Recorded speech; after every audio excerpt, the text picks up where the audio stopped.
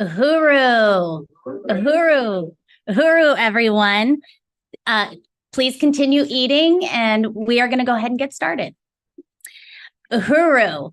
Uhuru means freedom in Swahili, and it is how we welcome each other in the Uhuru movement. As Chairman Omala Yeshitela says, we want to keep freedom in the tops of our minds at all times. My name is Kara Locke, and I am a member of the Uhuru Solidarity Movement. We are an organization of white people formed by the African People's Socialist Party and work under the leadership to organize white people to stand in solidarity with African liberation and pay reparations to African people. In 2012, when I met the Uhuru movement here in the Bay Area, I was disillusioned, disgusted, and disturbed about what was happening in the world. I knew the answer was not in the current US system, but I did not see how to overcome it. I didn't understand how a supposedly democratic system could create what the chairman calls the two Americas that we see today. One that protects, supports, and enriches white people, and one that viciously and systematically attacks and disparages colonized people. But then I heard the chairman's brilliant theory of African internationalism. This theory not only explains the world today, but also provides the solutions to overturning this system where all colonized people will be free and everyone will be able to feed, house, and clothe themselves. So here I am, 12 years later, still disturbed and disgusted by the colonial conditions, but no longer disillusioned, because there is hope in Uhuru. This is what you will be learning about today. We are excited that you are here today, in person or online, for this program. Fight for free speech, anti-colonial teaching to drop the charges against the Uhuru 3 and to free Leonard Peltier. First, I would like to acknowledge that we are on occupied Turtle Island, and what is called the Bay Area is the stolen land of the Ohlone people. We want to salute our leadership, Chairman Omala Yeshitela, who formed the African People's Socialist Party in 1972 and has created a worldwide organization dedicated to freeing African people from 600 years of colonialism. We salute Deputy Chair Onezene Yeshitela, who has given the breadth and strength to all colonized people through the incredible programs of the Black Power Blueprint. We salute Chairwoman Penny Hess, the chair of African People's Solidarity Committee, who is here today to speak on our program and is one of the Uhuru 3. We salute Chair Mwezi Odom, who is the Secretary General of the African People's Socialist Party and who leads the Hands Off Uhuru Fightback Coalition. We salute African People's Socialist Party, West Coast Representative Bakari Alatunji, and who is also the vice chair of Uhuru Foods and Pies. We also salute our guests, Don Lawson and Opium Sabah from the Free Leonard Peltier Ad Hoc Committee. And we salute our friends at the National Lawyers Guild, who are playing a strong role on the legal team for the Hands Off Uhuru. Our goal today is to teach you about the growing anti-colonial movement in response to the US government's attacks on African and indigenous peoples, including the Israel war funded by the US on the people of occupied Palestine. This government thinks that it can silence the anti-colonial movements by attacking the Uhuru movement, keeping freedom fighters like Leonard Peltier in prison, and continuing to fund a genocidal war on Palestinian people that's unfolding before our eyes. But here we are today to say no, that we won't be a part of it. And we want to invite you to be a part of the fight back and join in this work of Hands Off Uhuru, Free Leonard Peltier, and the Uhuru Solidarity Movement. Also, we do have some housekeeping notes. Please make sure that your phones are on silent. Also, filming will all be done by our own team. Bathrooms are located downstairs, and be sure that you do not leave anything valuable in your cars. Finally, before we begin, I would like to lead you in some chants. So when I say hands off Uhuru, you say hands off Africa. Hands off Uhuru. Good job. When I say free, free Palestine, you say end the occupation. Free, free Palestine. And one last one. When I say, this comes from the Uhuru Solidarity Movement. When I say unity through, you will say reparations. Unity through? Awesome. Okay, so to kick off this teach-in, I want to bring up a special guest, Opium Sabah, who is a hip-hop educator and activist and is a member of the Free Leonard Peltier Ad Hoc Committee.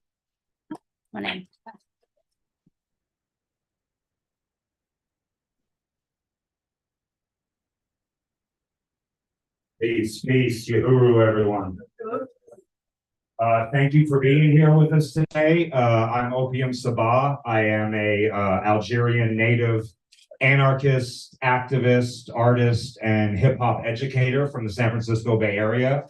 I'm also part of the Leonard Peltier official ad hoc committee.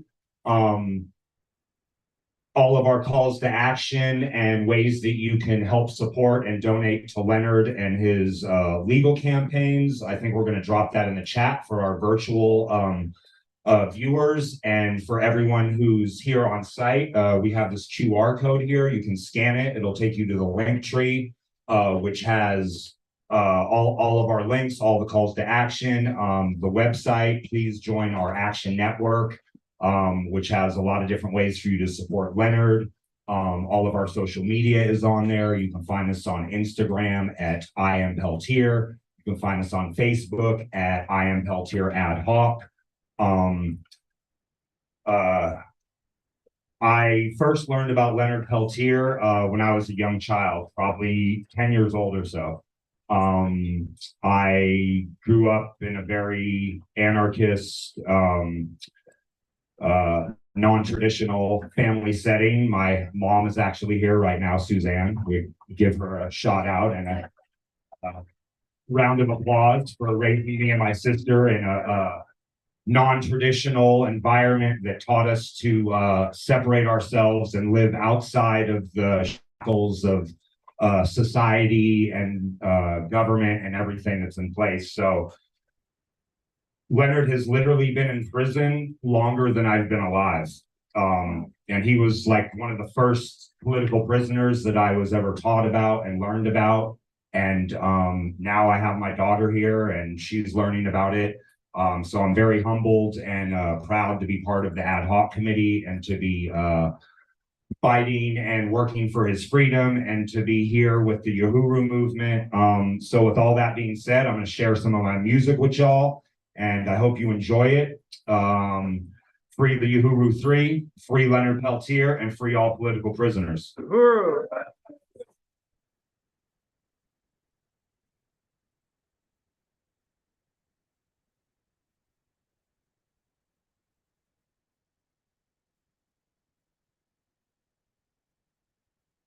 Sabah. Yeah. What's up, Oakland? It's your boy Sabah. Hey. Do this for Leonard and we do it for the culture. For our ancestors, those who came before us. Stolen sisters, they cannot ignore us. Still fighting.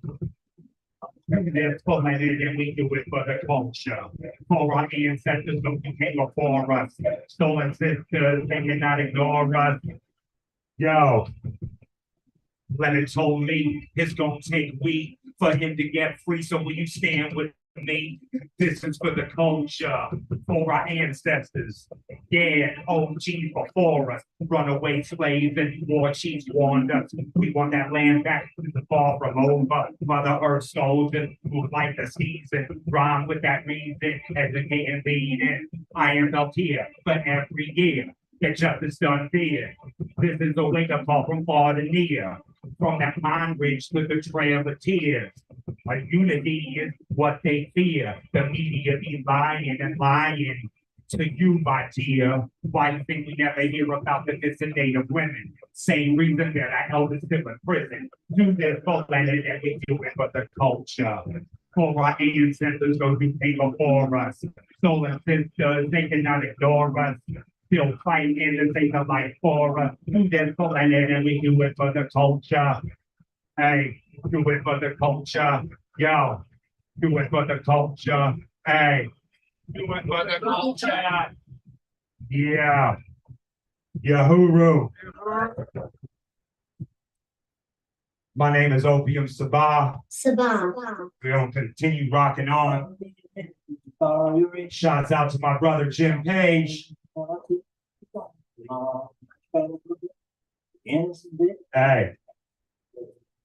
Peace, y'all. Let me borrow your ear and tell you a song about Leonard Peltier, 175. What would you do if the feds came shooting at your family?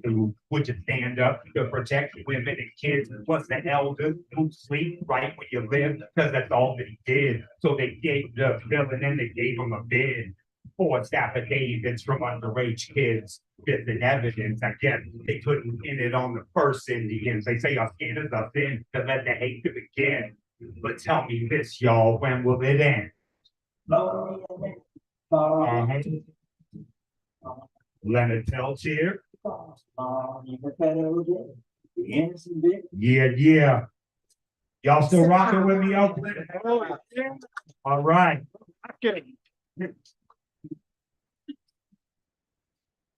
We still here, y'all. Oh, yeah. Drop it March 16th on all streaming platforms. Free Leonard Peltier.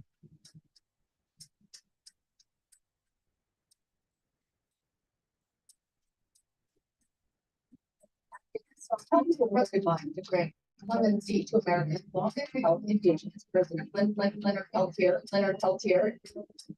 In the spirit of Crazy Horse. Protect the women and the children and the elders, of course. The creators, the source. Took a land by force. I never lived by the laws that they fought. What about the fenced in Indigenous women, the boarding school that stole my children? Free the land, teaching, no stealing. Never break the sacred hoop. We build it. Want a land back. This is a fiction. I speak with conviction for those in prison. Read between the lines, there's a message in the link. Deep cipher, reimagine how you think. Water is light, but there's poison in my thing. Let it ain't free, so I strategize and think. Yeah, strategize and think. We still here. We still here. Free Peltier. Everything that glitters is not gold. Wisdom of the ancient is foretold. Messages between the lines untold. We still here. Uhuru. Yeah.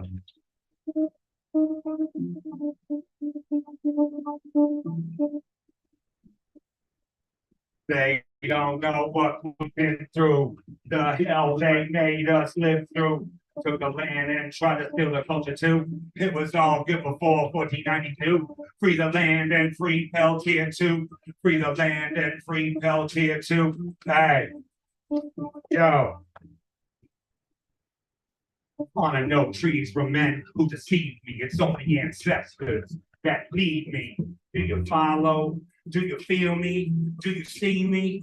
Do you read me? Reporting live from stolen old lonely land. United First Nations, together we stand. Since Columbus came and sussed against the man. This gift of Leonard and everything he sacrificed. All freedom, all voice, all rights. Warrior blood, the tunnel at the end of the light. Carry the torch, front line for that good fight. Because what's right is right. Clemency promises came and went. Tampered evidence since 76. I burn the sage and water away the evil, never back down, uphold the people. They don't know what we've been through, the hell they made us live through. Took the land and tried to steal the culture too. It was all good before 1492. Free the land and free Peltier too. It was all good before 1492. It was all good before 1492. Hey, Uhuru. Peace, y'all. My name is Odom.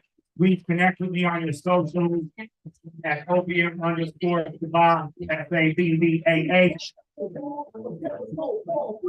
And we gonna keep it moving. Free them all. Free them all. That Jericho movement gonna free them all. Behind these walls, behind them walls, that Jericho movement. Justice, education, retribution, integrity, this coalition organized, and that's the recipe. Honoring all those who led before and next me, from the BPP to that AIM movement. That's the type of fooling that my pops was doing. Peace to all prisoners of dictator politics. We fight to abolish it. We're dedicated to stopping it. Free them all is the call to move to Jericho. Revolution not televised, but in stereo. Heard being woke was the first call to action. I've been doing that since before I learned fractions with the president. On behalf of the residents, free Mumia and Leonard Peltier. Y'all been doing this for over 500 years. Free Bill John and my Udo Oso Blanco in solidarity, Sabah. Till I go.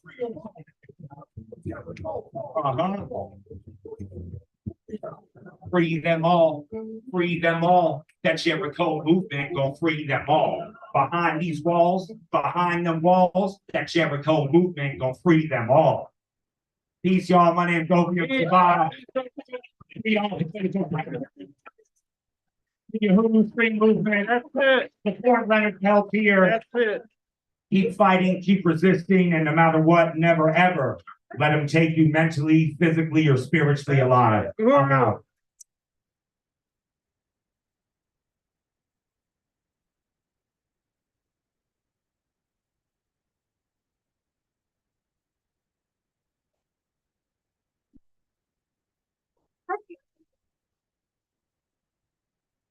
Uhuru. Let's give another round of applause to Odom Sabah for that amazing performance. Great. So the next part of our program is we are going to hear a brief statement from Chairman Omala Yeshitela. He is the one who founded and leads the African People's Socialist Party, stating our clear position on the Palestinian people's right to resist.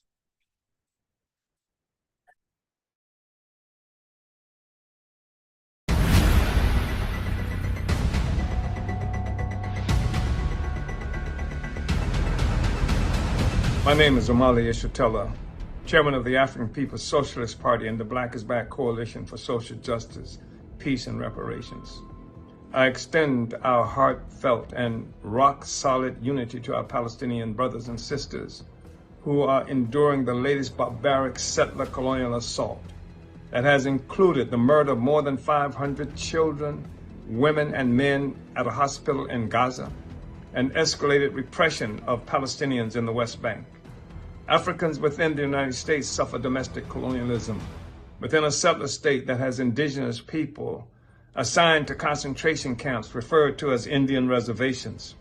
We understand the terror inflicted upon you and share your pain and grief. We are witnessing the mass murder of Palestinian families, of infants and the infirm by Israeli terrorists who have bombed hospitals, mosques, and other areas of sanctuary, including designated safe zones. In 2016, our coalition formalized our position of unity between Africans and Palestinians with a national agenda for African self-determination with this demand to the United States government. We demand recognition of all rights of the Palestinian people, including the right to an independent, sovereign Palestinian state and the right to return for all Palestinian refugees. The U.S. must immediately end all monetary aid, trade relationships, and military cooperation with the apartheid Zionist state of Israel until that uniquely barbaric affront to human civilization is dismantled and abolished. Free, free Palestine. Long live Palestine. Death to colonialism. Uhuru.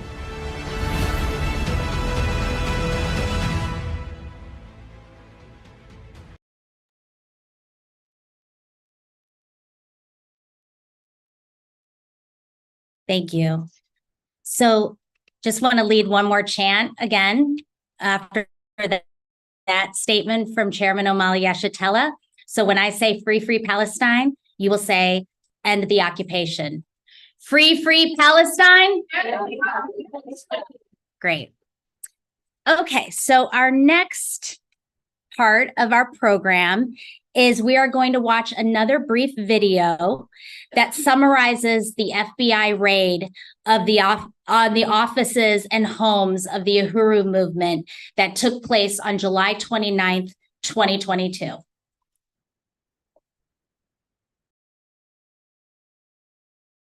is the FBI. You have a federal warrant for this address. Keep your hands up and follow orders. This is the FBI. We have a warrant for this. They handcuffed me and my wife out here. They wanted me to sit on the curb while they were carrying this out, something that I refused to do. They wanted my wife to sit on the curb out here, that she refused to do.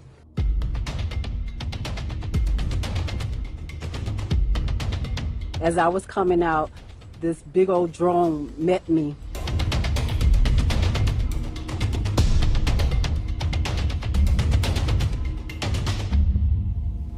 The only revolutionary organization that's done something here on the ground practically for African people is the one that's come under attack. Institution that offers a community radio station, a newspaper, a commercial kitchen, an Aquaba Hall rental space, and community office for our organizers. That was the building that has come under attack.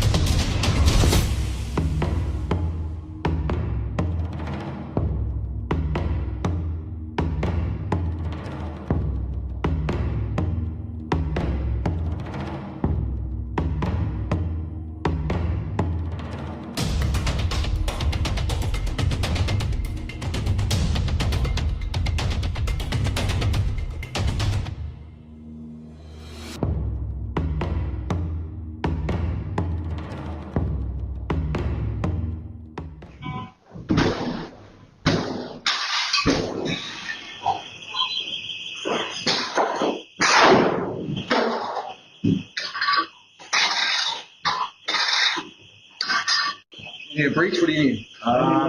Need one. I don't know. I'll tell them that money. Don't take it.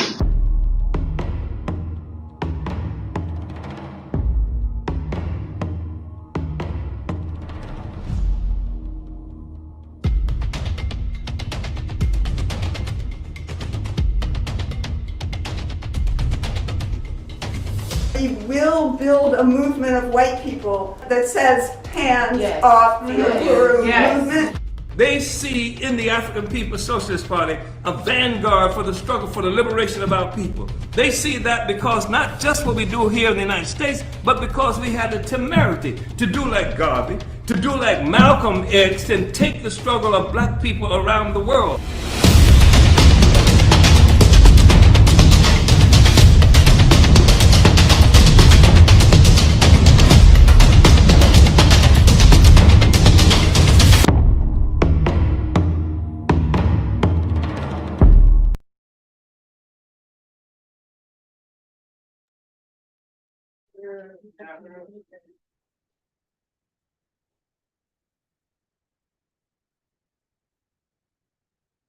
When I say hands off Uhuru, you say hands off Africa. Hands off Uhuru. All right. So next on the agenda is we're going to hear a statement from the National Lawyers Guild. They are part of the legal team for the Uhuru 3.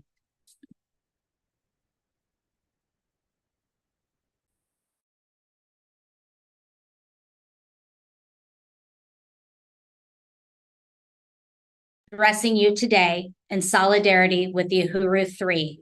in my role as executive director of the San Francisco Bay Area chapter of the National Lawyers Guild, and as a member of the NLG's International Committee, and co-chair of the International Committee's Task Force on the Americas, as well as in my capacity as coordinator of the Permanent Secretariat of the International Tribunal of Conscious of Peoples in Movement, which is based in Mexico City and which includes colleagues based in Mexico, Colombia, Ecuador, Brazil, and Peru. My background is an international human rights scholar and advocate.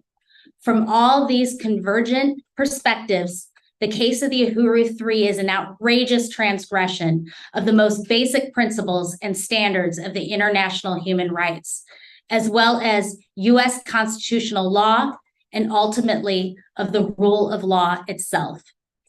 I am the child of migrants from Colombia, driven from my family's homeland because of the continuing effects of the U.S. intervention in militarism in complicity with our country's most backward ruling sectors.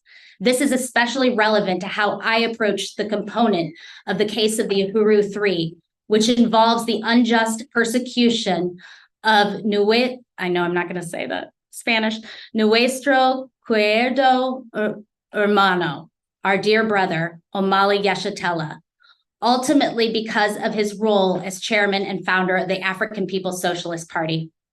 I can personally attest to Chairman Omali Yeshitela's longstanding, selfless, and principled dedication to the cause of international solidarity with the struggle for the liberation of the Colombian people for over 40 years.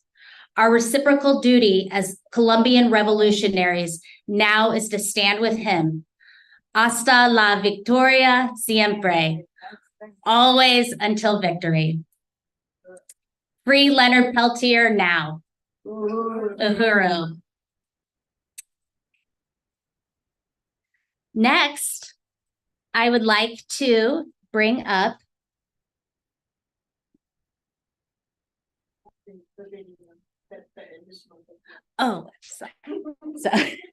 I'm sorry, we have an additional video to add on. So this is from the Center for Political Innovation, and people listening on, we have a lot of people listening online today from Largo, Florida, St. Louis, Missouri, and Olympia, Washington.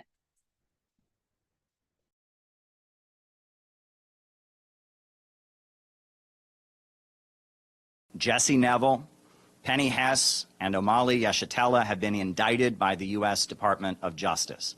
The Biden administration has charged them for doing what we are about to do, for going to an international conference in Russia. This indictment is a huge attack on freedom of speech, a huge attack on freedom of assembly. If the letter of the law, as they are trying to enforce it, stands in court, all kinds of international delegations, all kinds of political activism and dissident speech would be rendered illegal.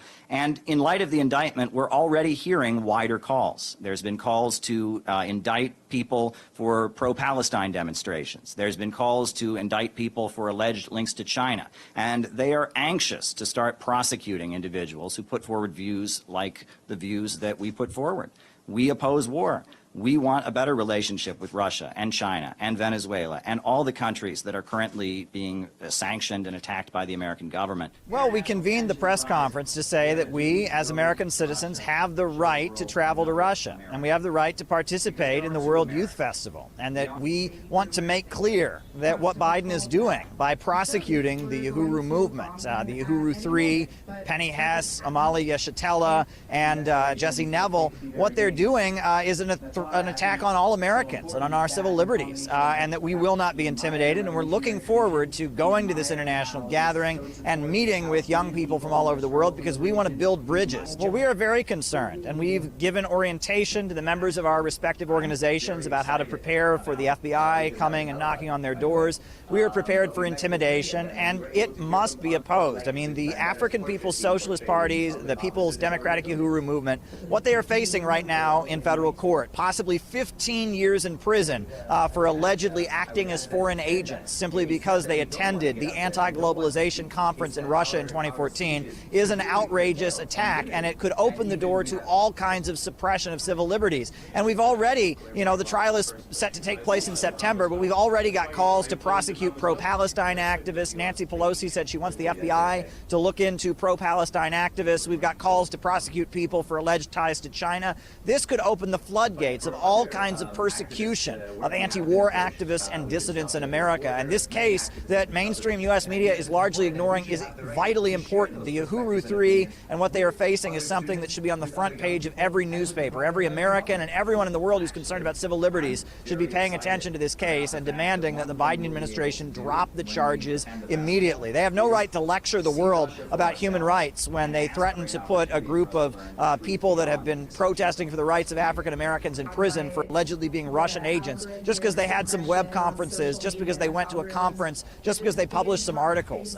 They allege that they're spreading Russian propaganda. Well, they weren't doing that. They were speaking up and giving their perspective. But even if they were, right, according to the American Constitution, we can spread whatever kind of propaganda we want, right? Freedom of speech, freedom of assembly, freedom to travel. The Biden administration's efforts to intimidate people like us that are going to be attending this important gathering, it needs to be opposed. And that's why we're very happy to have the opportunity, thanks to the Russian mission, to highlight that at the United Nations in the lead up to our very important trip.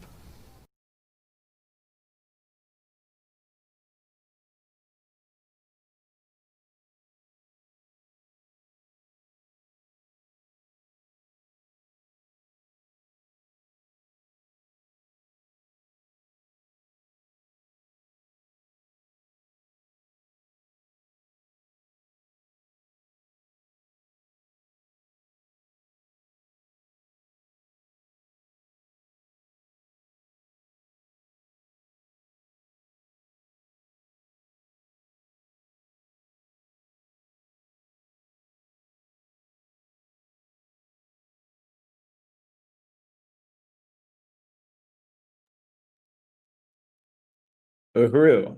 Thank you, everybody who's tuning in on Facebook and YouTube to this incredible event being broadcast live from Oakland.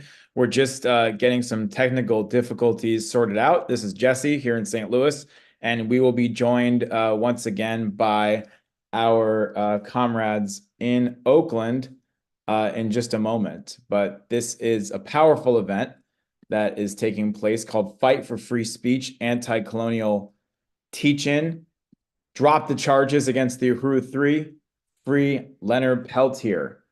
And we are going to be hearing in just a few minutes from Chairwoman Penny Hess, the chair of the African People's Solidarity Committee.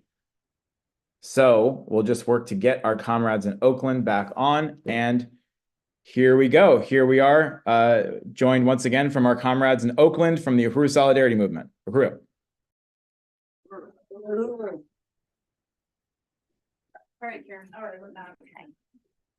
Okay, so just from that brief clip, you can see how absolutely ridiculous these charges are. And next, we're going to hear from one of the Uhuru 3, Penny Hess, Chairwoman Penny Hess. Penny Hess is the chairperson of the African People's Solidarity Committee, an organization of white people organizing in solidarity with the movement for liberation of Africa and African people.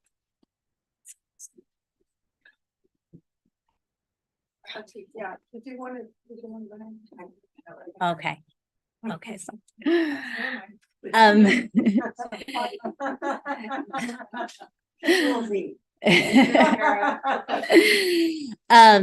the African People's Solidarity Committee works under the leadership of the Uhuru movement, led by the African People's Socialist Party.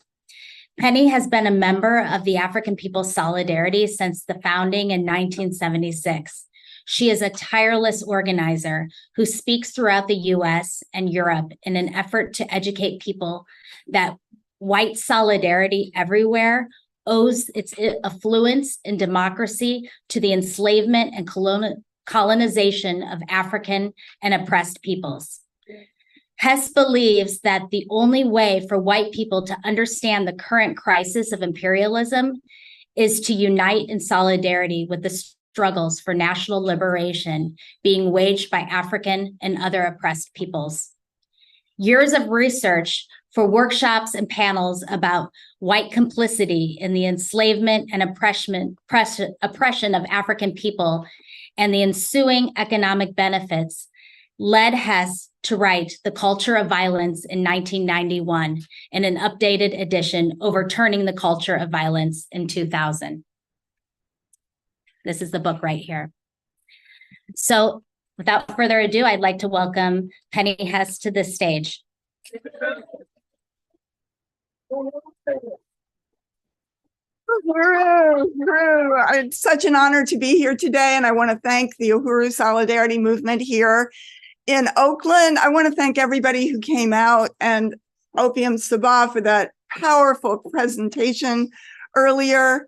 I want to salute, first of all, my leadership, Chairman Omali Yeshitela, who we saw briefly on the TV there. And before I start, I do want to just reiterate it. Thank you, by the way, that was a great talk you gave, Comrade Kara. I want to explain again, because I don't think it could be reiterated enough, that I am the chair of the African People's Solidarity Committee, and that is an organization formed by the African People's Socialist Party, led by Chairman Omali Yeshitela. The party, the chairman, they are working for the independence and liberation of Africa and African people. African people meaning all Black people all around the world as one people with their homeland, Africa, to liberate that, which is obviously under a complete domination of neo-colonialism now, continuing to steal the resources of African people.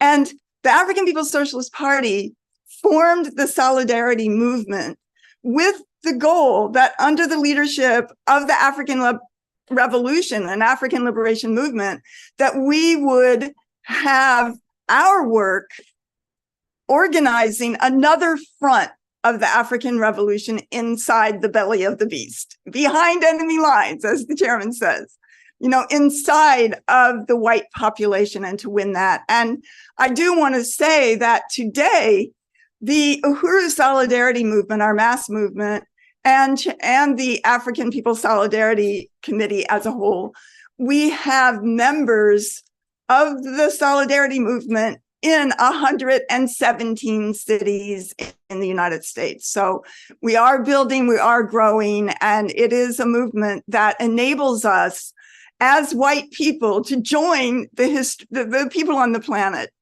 And I do have notes here. I have things I want to say, and I have to, it didn't work on my computer, so I have to say it on the phone, which I don't usually do that well. But in any case, let me just start by saying that I salute the struggle to free Leonard Peltier now. He must be out this year. I salute our comrades from the Leonard Peltier Ad Hoc Committee who are going to be speaking in a few minutes, and say that Leonard Peltier is in prison to remind the world that this land is stolen from the indigenous people, and to say that it is a way of attacking the right of indigenous people to their own land. That is why Leonard Peltier is the longest standing political prisoner in the United States at this time, and probably in the world. And he must be freed. There's a call-in that Comrade Don is going to talk about. There's his case and other things that we're going to hear about in a little bit. And, the Hands Off Uhuru committee was formed by Chairman Omali Yeshitela and the Uhuru movement following these raids that you saw. That was in July 29th, 2022. And as a way, and then, later came indictments. We are under indictment. Chairman Omali Yeshitela, myself and Comrade Jesse Neville, who we saw for a minute there, who's the leader of the Uhuru Solidarity Movement. I am chair again of the African People's Solidarity Committee under the leadership of Chairman Omali Yeshitela, who has fought his entire life. He's 82 years old. He has fought that African people would have self-determination, that would have reparations, and would be able to be free and self-determining. And the chairman has always fought for all national liberation movements and the struggles of oppressed and colonized peoples everywhere. So I am very honored to be under the leadership of the chairman. And I want to say a chant that is, from the river to the sea, Palestine will be free. So from the river to the sea, Palestine will be free. And I just read today that chant is going to be illegal. The freedom of speech, they want to make that illegal. And it is illegal in Britain and Germany and other places around the world. And in fact, there was just a case where 3 people in England were convicted of terrorism for supporting the liberation of Palestine, of occupied Palestine and the Palestinian people.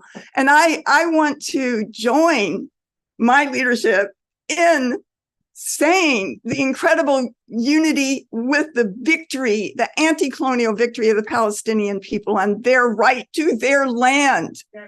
And that the playbook of the colonial genocide that is being carried out with US-backed money by the settler colonial state of Israel is out of the model of the US, out of the model of the US, built on genocide, built on the enslavement of African people, built on the assault on Africa and the kidnapping of African human beings. This is what Chairman Omali Yeshitela has taught us, and that it is undeniable. It is the undeniable truth.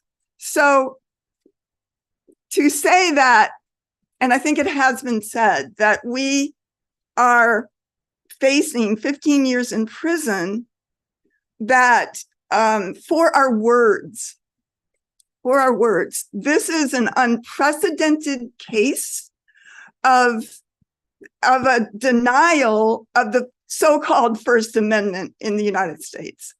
And I know that the Uhuru movement has always fought the US Constitution, because it's been First Amendment right to free speech at the expense of African and oppressed peoples. And now, here is an irony that Chairman Omali Yeshitela and the Uhuru movement is saying, no, you said that you have freedom of speech as the First Amendment, so we're holding you to it. But if we are convicted, then the whole reality of freedom of speech for anyone will be over. And that, that what they'll be able to do is they'll be able to convict or indict anybody at any time for any words that you say. And that this is not a case of murder or fraud or drugs or anything else that we see that's generally a federal case inside the US. This is because of our words. This is because of speech, freedom of speech. So yeah, so I want to say that, and that we have been on this tour. It's very, very important, and that we do see that this attack is happening in the context of the US-backed state attack against the people of Palestine, and right now that Israel is set to push out and slaughter 1.5 million Palestinians locked into Rafah before our very eyes, that this system is in a crisis, that this is the first time in history that there has been a situation where a former president of the United States is put on trial and is just got a fine of $450 million. And okay, yeah, on 64 million. What a crisis for them. Is this what they want to put forward? And then meantime, you have Trump on the one side and you have Biden, the so-called liberal, who financed this attack against the Palestinian people, who finances the state of Israel, and who backed and instigated the NATO war against Russia. So that Biden is also the one who created or wrote the crime bill of the United States that I think it was enacted in 1994, that created 100,000 new police to put on the streets, that formalized and federalized the 3 strikes you're outlaw, that has created the highest prison population inside the US, as the largest prison population in the world. And that's been true for African men, women, and children. And to make the point that the United States has the highest child population in prison of anyone in the entire world, and it criminalizes, and it's primarily African and indigenous children. In our attack, for which they are using laws that are very, very rarely used, they're saying that we didn't register as a foreign agent, and that somehow it says in the indictment that the chairman Omali Yeshitela, who has fought since he was in his 20s for the liberation, he was a member of the Student Nonviolent Coordinating Committee, a member of the Junta of Militant Organizations, a very militant Black Panther style organization out of Florida. And then he created the African People's Socialist Party in 1972. But according to the indictment, in 2014, the chairman suddenly became a Russian agent. It seems funny. It seems hilarious. You're like, what? But they intend to put the chairman in prison. And Jesse and myself, they intend to do that. It is very serious because they can do it. And that this is a continuation of the COINTELPRO style attacks on the African liberation movement that we saw in the 1960s. It is the continuation that targets the African liberation movement because it recognizes that it is the greatest, as COINTELPRO says, the greatest internal threat to the stability of the United States government since the Civil War is the African liberation movement. They said it. They assassinated the leaders, and they still are trying to silence Chairman Omali Yeshitela today. So, just to reiterate, a conviction of Chairman Omali Yeshitela, the Uhuru Three, myself, and Comrade Jesse will make it possible to prosecute anyone, anytime for their speech. And it will be the end of free speech as we know it. So I want to say something else too, that sometimes I've had a situation where other people are saying, oh, you just idolize or some kind of thing, Chairman Omali Yeshitela. And I just want to say that I put forward Chairman Omali Yeshitela. Yes, he is my hero. He has fought when everybody else was, just being complicit with the system that exists or failing to struggle or being demoralized. The chairman has been out there fighting every day of his life. And that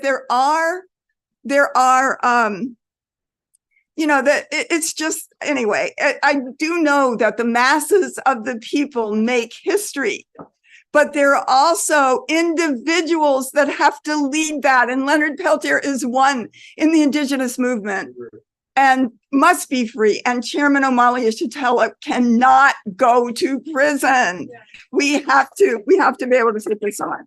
So I salute the chairman's courage, and also that saying that as a white person, understanding again that this system is built on the assault on Africa, on stolen land, and on colonialism around the world for the benefit of the white population.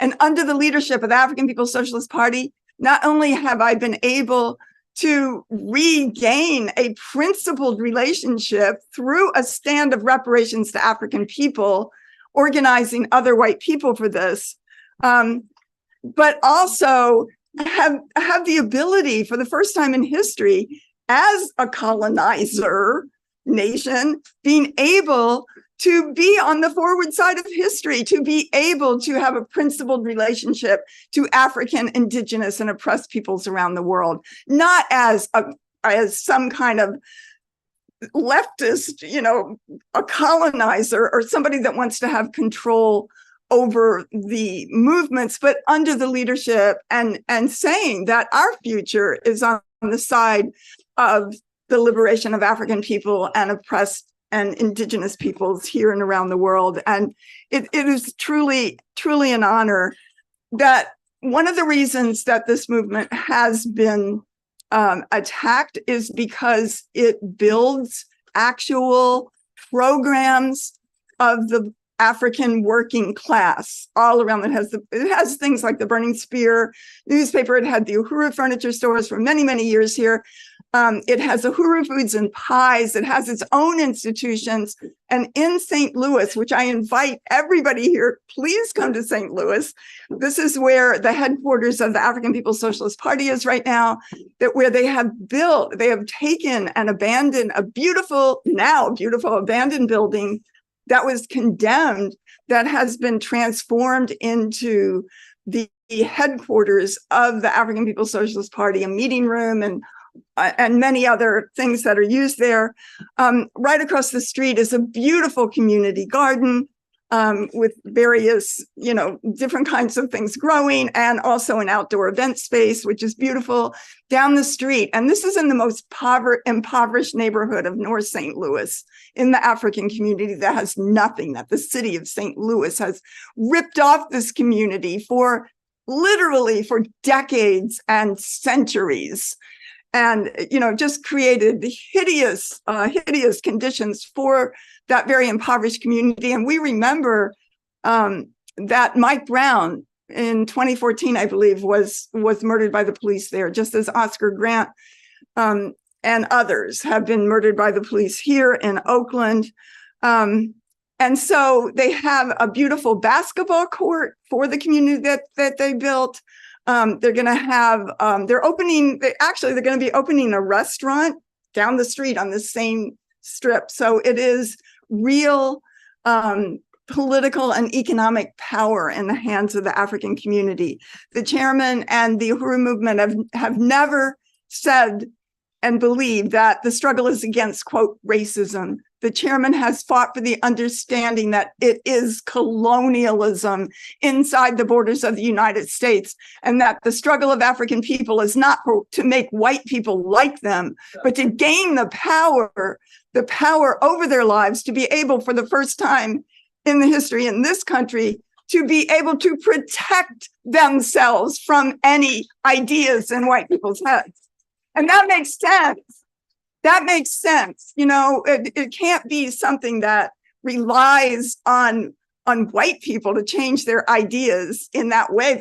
That's not going to be the savior of African people. It is a liberation struggle, just as this land still belongs to the indigenous people. And that's what Leonard Peltier was fighting for. The chairman, I know it's almost, my time is up. I just want to say one other thing that's very important, and that is what the chairman calls this. Chairman Omali Yeshitela calls the system that we live in.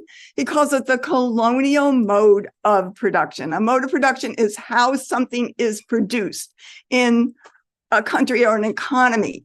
There is nothing in this country or really world that has not been created at the expense of African and indigenous and oppressed and colonized people. Nothing. No good idea of a white person who said, oh, I saved my money, we worked, no, because it was stolen. This land is stolen. The resources are stolen. And I think that what we're seeing in the world today is the rising up of that demand, of the return of self-determination, and the ability of African and colonized people to be free and self-determining. So I'm going to leave it there. I hope we can have, I know we're going to have other speakers. I'm really looking forward to seeing Chair Mwezi, who is the leader of the Hands Off Uhuru, Hands Off Africa Committee and Fightback Coalition. Really, really a powerful force. Very honored to be under her leadership as well. I also want to salute Comrade Bakri, the West Coast representative of the African People's Socialist Party, who is here. And again, my leadership, Chairman Omali Yeshitela, also Deputy Chair Onizine Yeshitela, an incredibly brilliant, powerful African woman who leads the formation and building of these projects throughout the city of North St. Louis in the African community. So again, it's an honor to be here. I salute all of you for coming out. Let's fight. Let's make this fight. Let's push back the state. Chairman Omali Yeshitela, hands off, and do not lift a finger against Leonard Peltier. He must be out this year. And that we must say that Chairman Omali Yeshitela and the Uhuru 3 will be free. We are not going to prison. We will be free. We need to build the movement, and we're going to tell you more about what you can do. So Uhuru, hands off Uhuru, hands off Africa. Uhuru.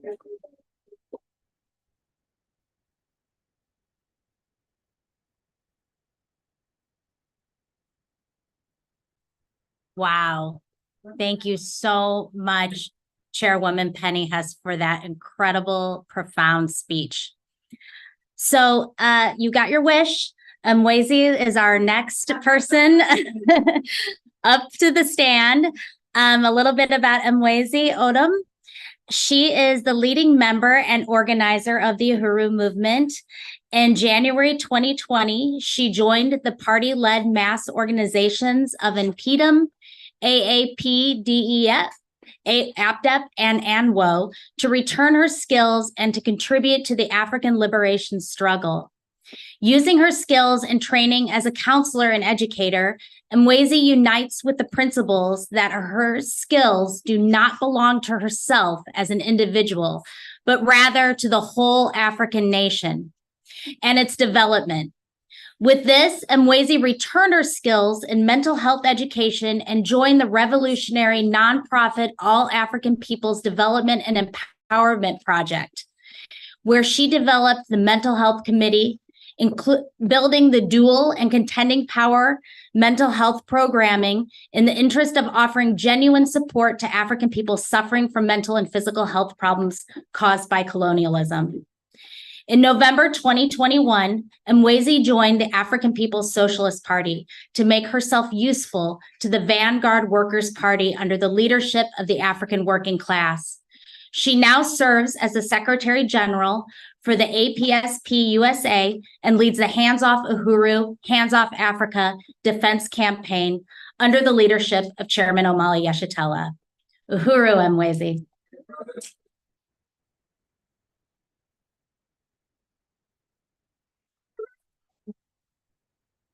Hands off Uhuru. Uhuru. Okay, let me get this set up. Can I be heard? Yes. Okay, and I'm just going to project my voice for the sake of that. Okay, thank you, comrade. I do have some notes as well, so I can keep on track of time.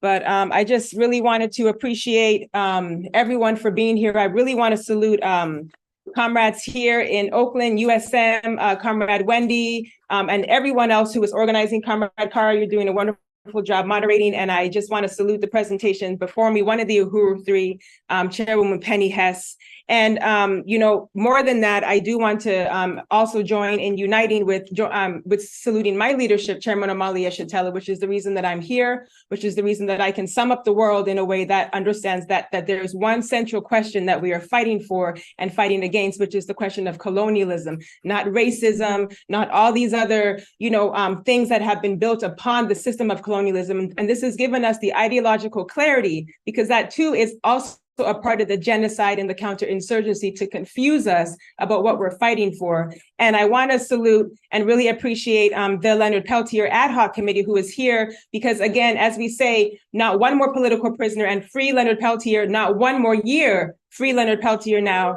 Uhuru. Uhuru. So, I want to really appreciate the presentation from Chairwoman Penny, because you kind of, laid out some things. And as you said, it is worth repeating, because part of this attack on freedom of speech is not only the attack on us to say it, but the attack on you to be able to hear it, right? And so we want to be very clear that that we will not go one more day without understanding that all of us are unindicted co-conspirators, right? Because during this process of attacking the Uhuru 3, as Chairwoman Penny laid out, you are seeing attacks on the right to even say from the river to the sea, Palestine will be free. Even the ability for African people and all colonized people to just say what we believe is the truth and to expose this state. And this is why, as she said, the chairman has come under attack, because 2 years ago, when this, and we have an event coming up on the 24th of, next Saturday, and we want everybody to pay attention to and attend this event, because this was the statement that the chairman put out before anybody was calling out this predatory war that was happening with this attack of NATO on Russia, right? The Chairman Omali Yeshitela put it out and said exactly what was happening, that this was another attempt by the U.S. colonial state to control and to gain and to gain power. And part of what happened was that we have a colonial state that cannot stand the truth. It cannot stand the truth being told. It cannot stand the people being informed about what they should be fighting for. And Chairman Omali Yeshitela has come under attack, not just because of what he said 2 years ago, but because he is a part of a 600-year resistance of African people who have been fighting for their liberation, since we first came under attack in 1415. Now, no 1619, 1415, when the Portuguese first met West Africa. And I want to just give a little bit of history about the African People's Socialist Party, and taking us to the question of the colonial mode of production, which was how Chairwoman Penny took us to in this process. But the African People's Socialist Party was again founded in 1972, and for the struggle for the liberation of African people and to put power in the hands of the African working class. And the Uhuru movement, it is very clear, if you have not noticed by now, this is not just a protest movement, right? This is a movement that fights for self-government and fights for liberation. And if you look around, those of you who are in this room, you see these banners of our economic development programs that are building concrete solutions to the problems that African people are facing. Right now, I must say that, as Chairwoman Penny said, come to St. Louis. In North St. Louis, you will see a community where African people make less than $5 a day. You will see bombed out buildings. We talk about understanding what's happening right now in Gaza. We understand that's an open air prison, and so is every ghetto and every barrio across these United States, because this colonial state, has the ability to be able to weigh its power on the people through starving us, through bombing us. And in North St. Louis, what you see is a situation where enough Black babies die in this city in the first year of life to fill 15 kindergarten classrooms. This is a statistic that should enrage you, right? And this is not by dropping a bomb on this community. This is just by depleting this community over time. St. Louis had a plan called Let It Rot. Let it rot. And you go in North St. Louis and you will see schools that have been closed down, hospitals taken away, a complete food desert. And so these are ways in which this colonial state has been able to, for the free speech of the colonizers and the ruling class, been able to, create their own systems in place that serve their interests and oppress and expose, and express at the expense of the colonized people.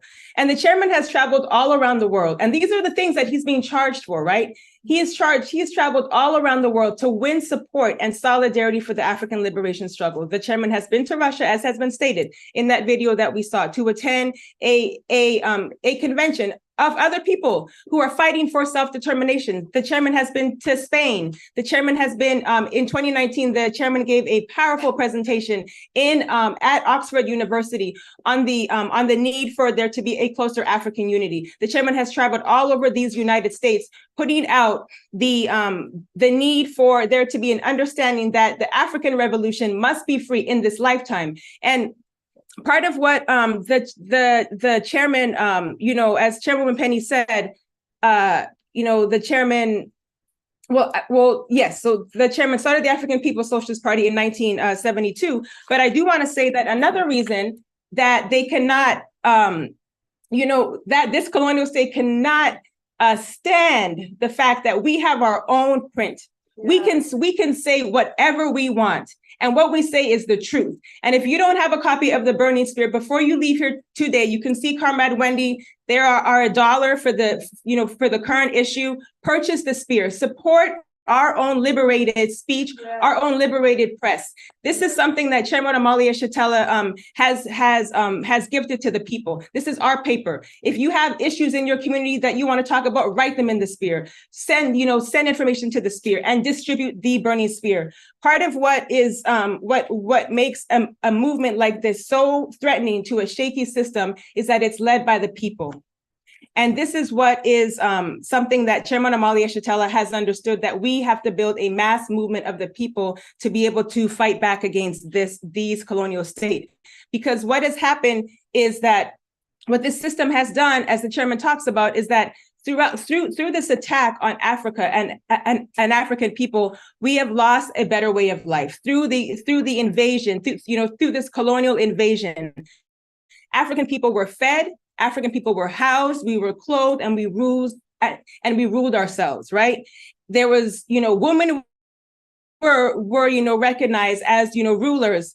There was no homelessness. There was no police, no prisons, no famine, a legitimate economy that worked in the interest of African people. And there was no violence in the community. And through this colonial mode of production that got Europe out of, feudalism, was able to, do this through the domination of Africa and African people. And this is colonialism, right? Colonialism is a domination of a whole people by a foreign and alien state power for profit, for political and economic gain.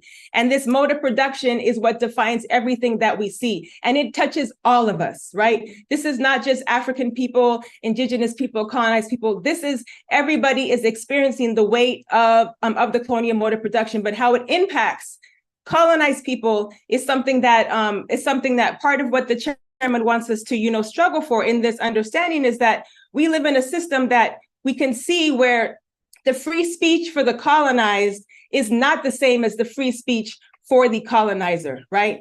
If the colonizer population or the ruling class is experiencing unemployment, right? What might you see happen in the community? You might see, prison being built, and now there's more jobs, to house, prison guards and, others. But then how are they going to fill that prison? They're going to go into this, oppressed communities, and they're going to raid our communities and then stuff us in there. And so part of it is that part of the, goal of this system is to be able to provide free speech for the colonizer, right? The whole creation of Europe and the whole creation of this system. We're looking right now at Palestine. What's happening right now in Palestine is no different than what we see as the creation of the United States, right? Or, America, as it's called.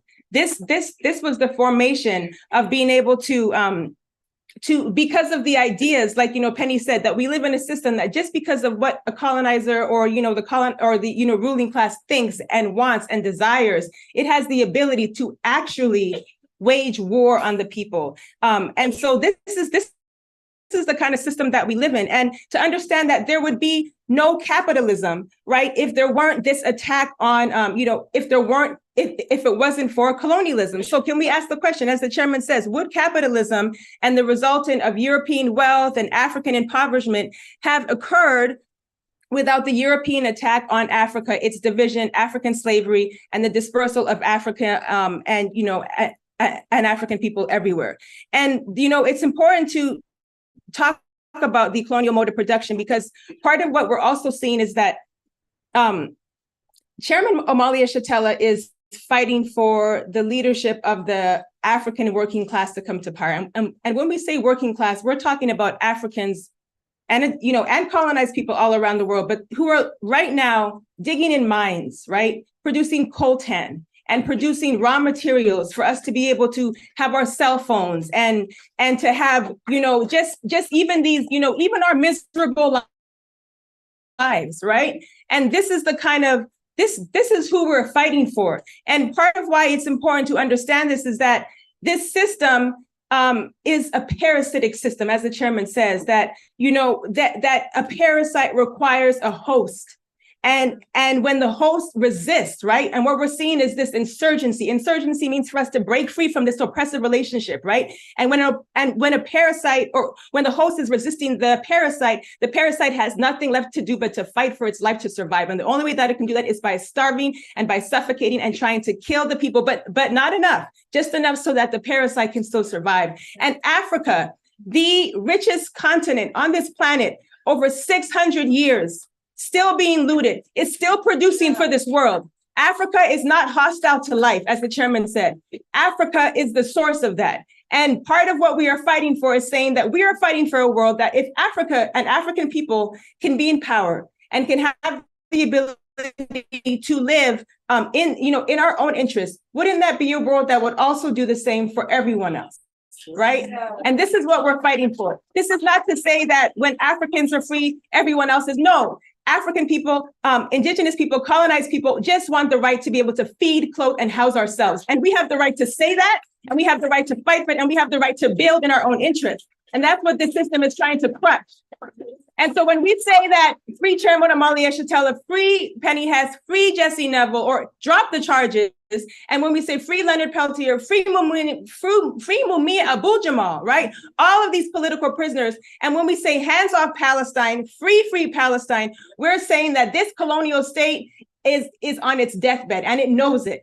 It knows it. And comrades, when I say that we are unindicted co-conspirators, that means that we can be proud in knowing that we are setting a new trend in this, in this history. We are setting a trend that is saying that we will we stand with reparations. We're saying that, we say that the indigenous people should have their land back and that they should be the rightful owners and the stewards of their land. We're saying that this colonial state must go, as the chairman said, death to colonialism. And that is something that, again, as I said, this is an attack on our right to hear it and our right to say it. So we have to be emboldened in this period, comrades. And I know I have just a few minutes time and I didn't go through half of what I had in my presentation.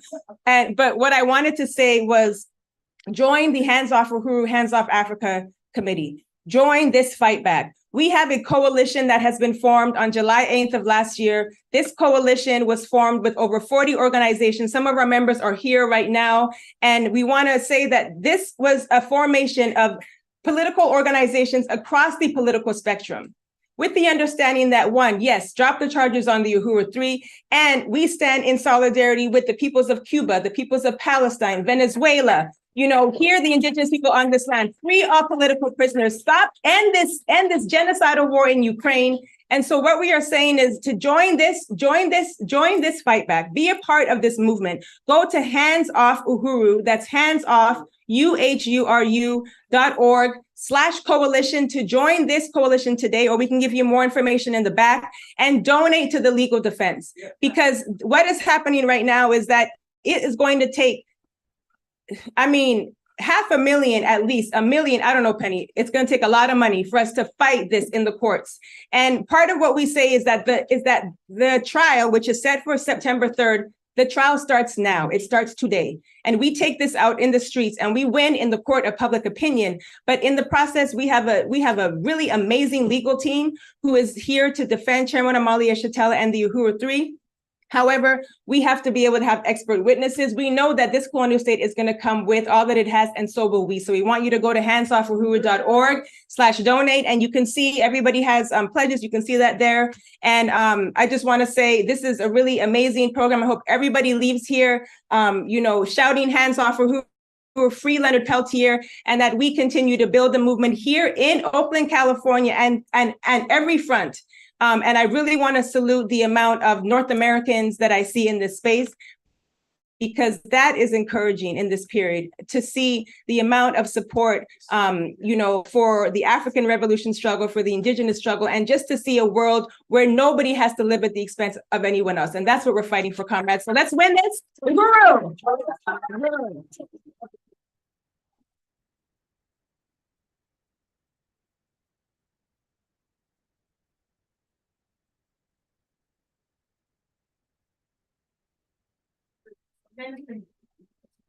Uhuru. Hands off Africa. All right. Thank you so much, Mwezi. That was amazing. So inspiring. And just as Mwezi said, the Uhuru movement is led by the people. And that's what scares this parasitic colonial system that is in front of us today. So that's why your voices, your unity are so important. And we really want you to join this fight back. So next up, we've got Dawn Lawson. But first, before she speaks, we're going to watch a very short video about Leonard Peltier, and then we're going to bring her on up.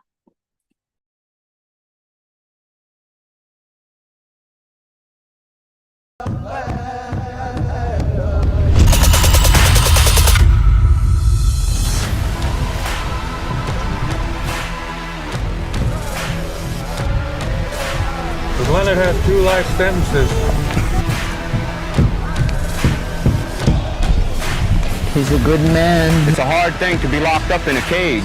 We have our freedom. How could we ever give up or quit?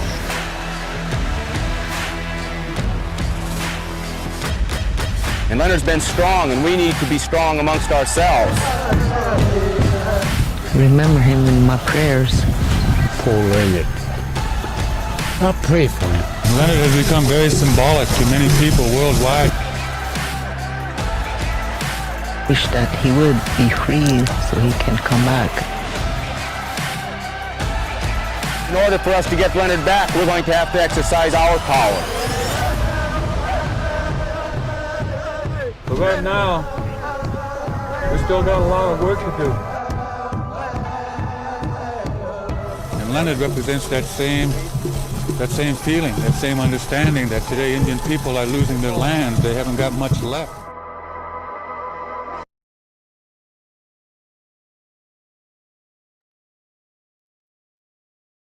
Uhuru. Before we bring up Dawn, I'd like to introduce who Dawn is.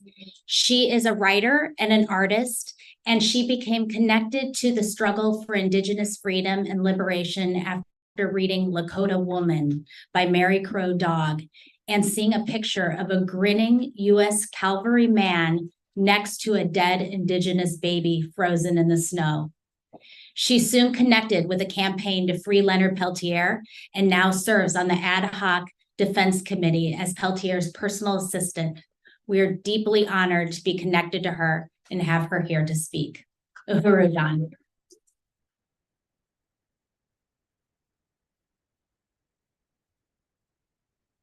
Getting unconnected to oxygen. Hello, guys. I am Dawn Lawson. I am so honored to be here. And I am so grateful that the chairman, or whoever it was, said, what are we going to do about the white people? I appreciate the chance to be on the right side of history. Leonard has been fighting for his freedom every day for these past 48 years. It's been over 48 years now. And the FBI has been spitting on the Constitution since its inception. It's not just the First Amendment. It's a fourth, it's a fifth, it's a sixth, it's due process. Equal protection under the law. You know why Leonard was on Pine Ridge? The FBI used the goon squad as vigilantes to murder over 60 indigenous people. No one has answered for those deaths. No one. The FBI commits far more crimes than the people behind bars, and they are untouchable. For years, I've been trying to figure out who has oversight of the FBI and BOP. The federal penitentiary. I know, I'm so Am I sorry. doing something wrong? People want to hear you. Federal penitentiaries are a holding pen for civil rights activists. I did time in the 90s. I actually did something. I'm not young love, this is a long story. But most people there were there on conspiracy charges, wondering what in the hell they had done. You know, they're an end run around the Constitution. They used them to get rid of the mob and decided they're really handy for people that are a voice for oppressed people. If you're oppressed, you damn well better stay oppressed. That is the FBI's line. And I read the church committee report. Turns out the Attorney General, Senate, and Congress are responsible for making sure the BOP and the FBI adhere to constitutional law. They have abdicated that duty. My congressman told me that he has no authority to file a complaint against the federal agency. They don't even know what their jobs are. They think their jobs are managing campaign contributions and keeping lobbyists happy. I called the Attorney General's office yesterday. I didn't think I'd be able to talk to him, but I wanted to get the name of the top aide. And the guy offered to refer me to the BOP, who is torturing Leonard right now. He is living in a filthy cell. He just lost his eyesight. They're locked down all the time. They blast frigid air at them. I mean, they're being tortured. And he offered to refer me to the BOP. I said, well, the BOP told me that their policy supersedes the Constitution. I said, do you believe that? You want to know what he said? He said, I don't know. This is somebody's Attorney General's office. I don't know.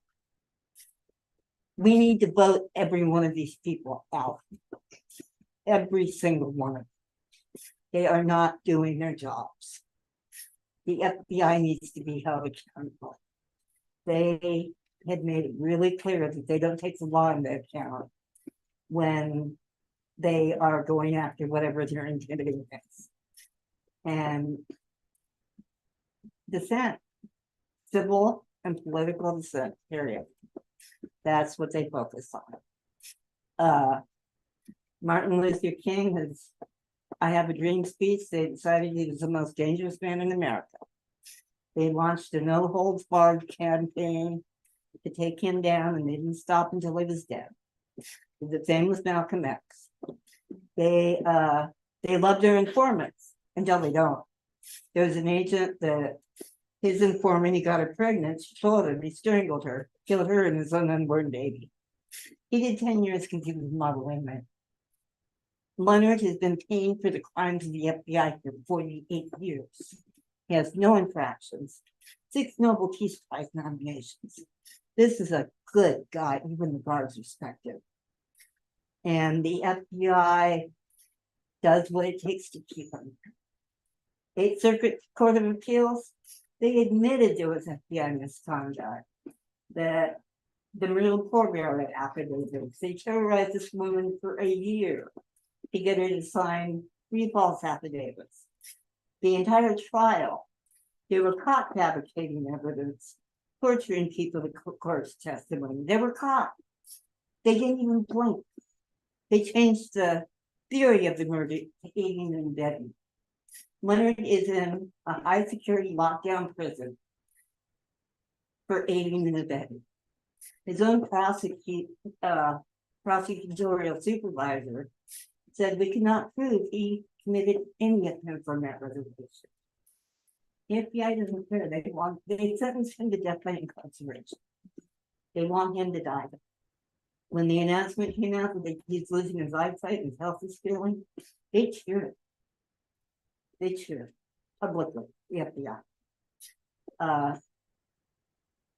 We need in this whiteout about what's going on with you. I mean, the charges are cartoonish, you know, and nothing is in the media. Nothing. I want to run around pointing out that our hair is all on fire. You know, we got to make people aware and make them care, and we cannot allow this man to die in prison. He is a good man. He has principles to the core. That's why he's still there. He will not lie. He will not denounce his beliefs. He will not beg and grovel and say, "Oh yeah, AIM is bad." You know, he simply told them, "You can't kill us," and they sentenced him to death by incarceration. Nobody has answered for those murders and all the murders since. The FBI needs to not be untouchable any longer. We need to demand Congress, Senate, the Attorney General, they do their crooked jobs instead of playing around with I deeply appreciate you guys. Leonard, deeply appreciate you guys. I send him your messages and he always says thank you for solidarity. We call him a campaign. He put out a thank you message that says unity works. Y'all might just save my life yet. You know, he's not scared of dying, but he doesn't want to die. He wants to breathe free air before he dies. And we have got to make that. Thank you.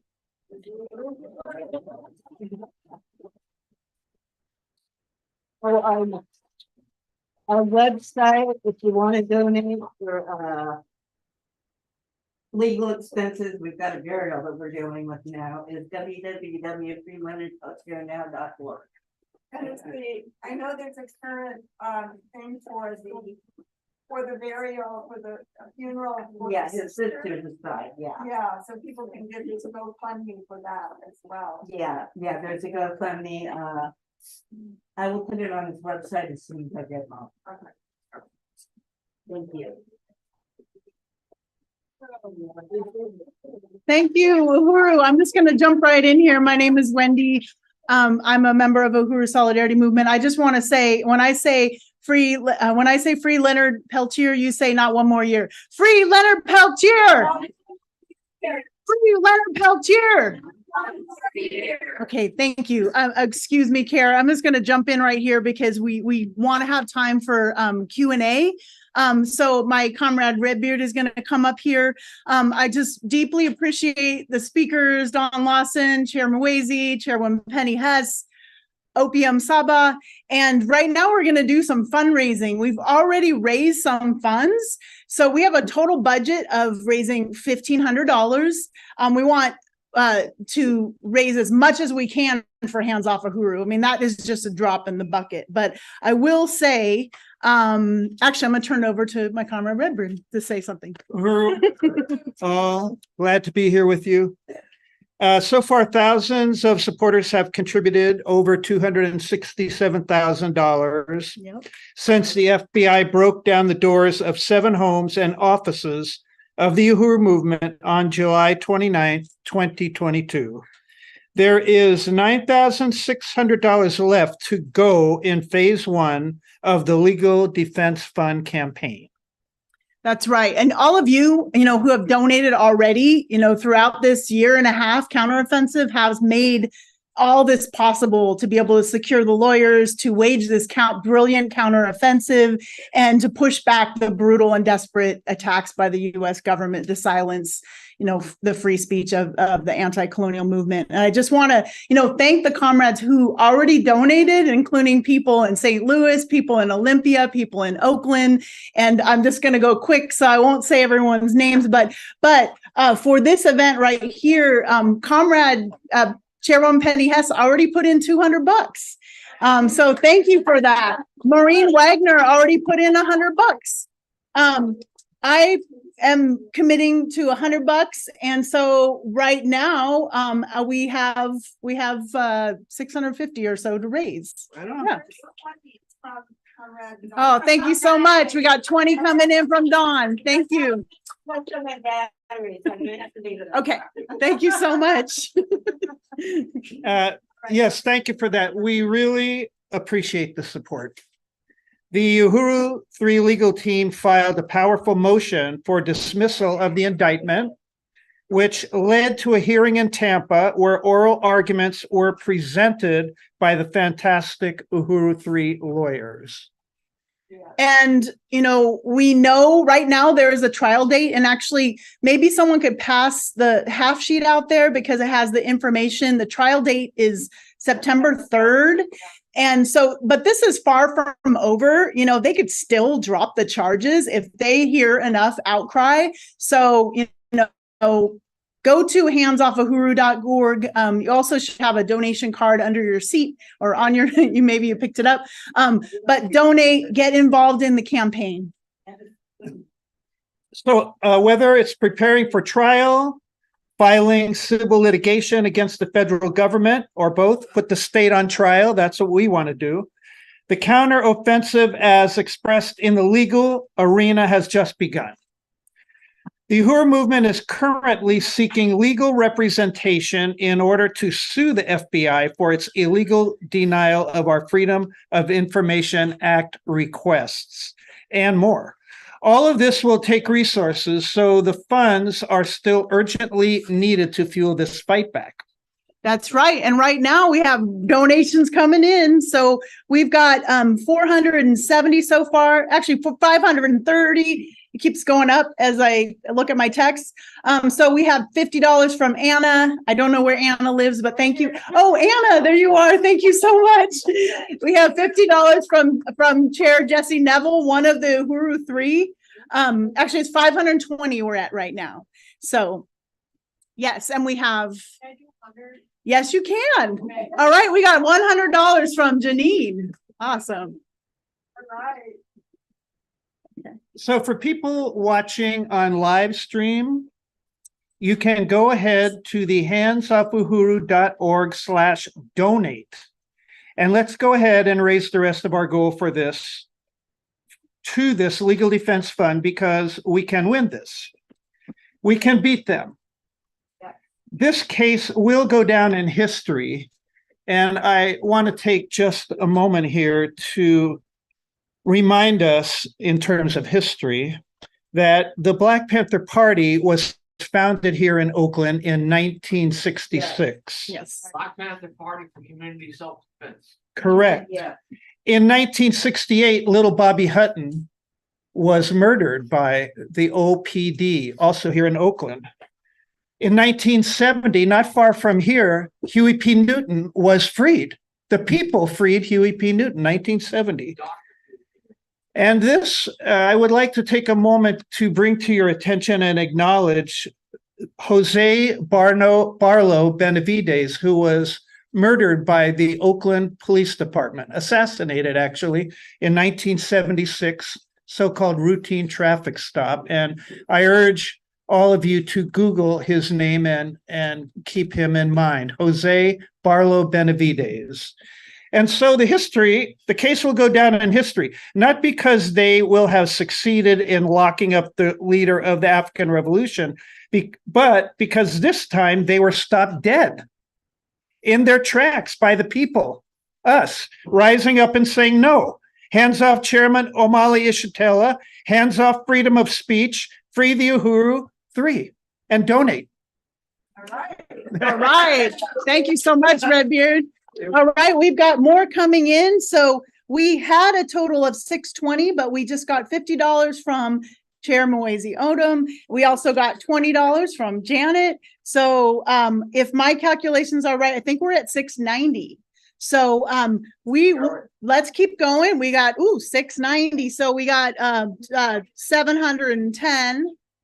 I think I already got that. You'd like to donate? Yes.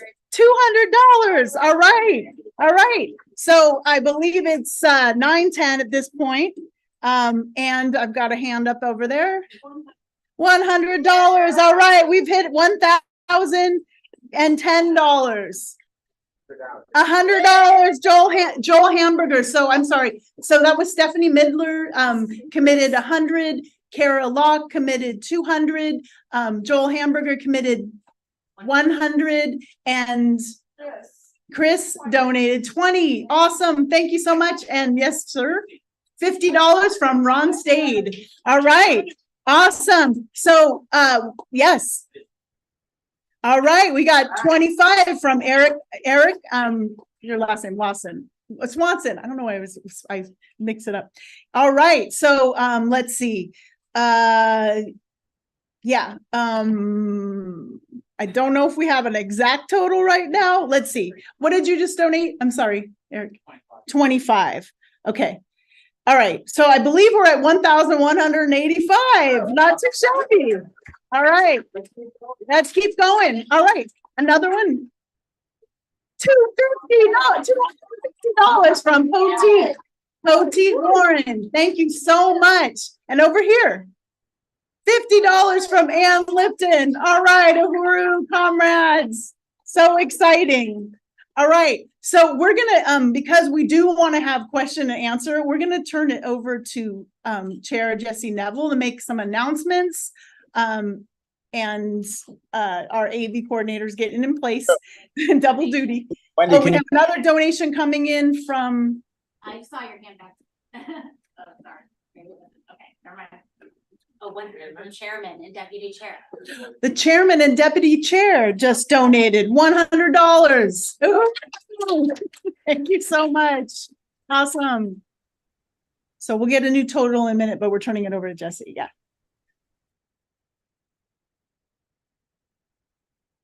Uhuru, can you hear me? Yes, Uhuru. Hey, all right.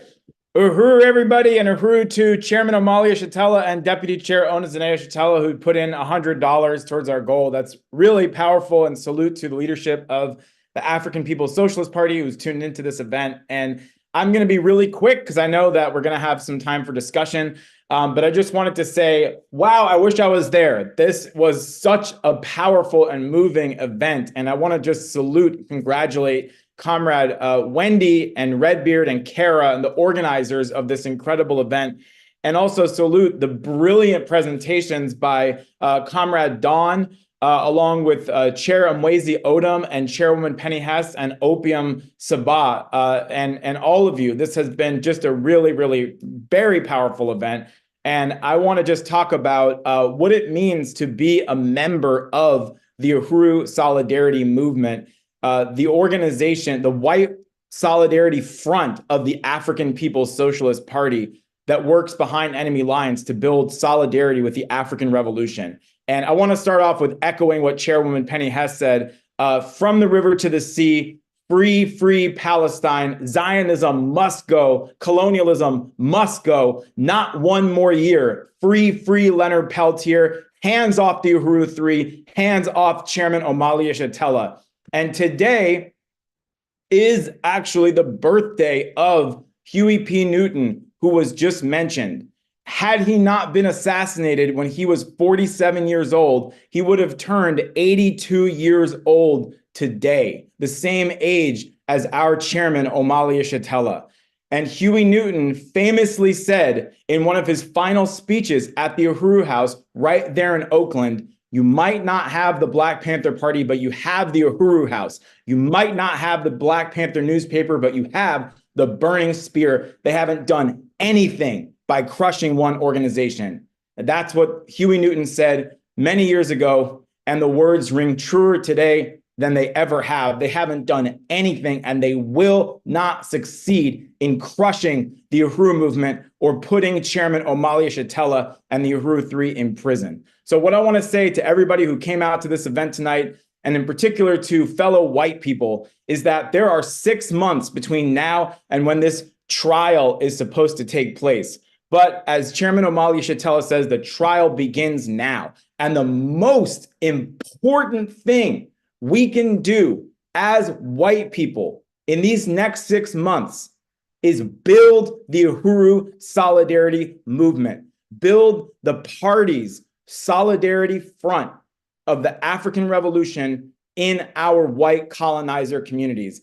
Our commitment is to win at least 1,000 white people to become card-carrying members this year. That's 1,000 white people who say no more genocide in our name, who refuse to be complicit, who refuse to be silent, who are ready to rise up against our own ruling class and say, you will not lay a finger on Chairman Omali Yeshitela, not on our watch, not in our name. 1,000 white people who say no more police terror, no more prisons, no more drone strikes, no more bombs, no more slaughter and torture and COINTELPRO, not in our name. And 1,000 members is only the beginning, is only a catalyst to a massive international anti-colonial solidarity movement of millions of white people who fight for reparations to African people, not as a favor, not as an act of charity, but as a revolutionary stand of solidarity with African and oppressed peoples of the world. So if you are not a member of the Uhuru Solidarity Movement and you believe what I just said, what Chairwoman Penny said earlier, what Chair Mwezi said earlier, what all of our incredible speakers have said tonight, the Uhuru Solidarity Movement is your political home. And I want to invite you to join us. We are everyone and we are everywhere. There is no one type of person who joins this organization. We are all ages, backgrounds. We are teachers, artists, nurses, students, construction workers, lawyers. We are of all gender identities. We include Jews who stand against colonialism and Zionism and stand with the Palestinian people. We are white people who may have never crossed each other's paths otherwise, but the revolutionary path of reparations led by the African working class is what brings us together into a revolutionary culture of reparations under the leadership of the African People's Socialist Party.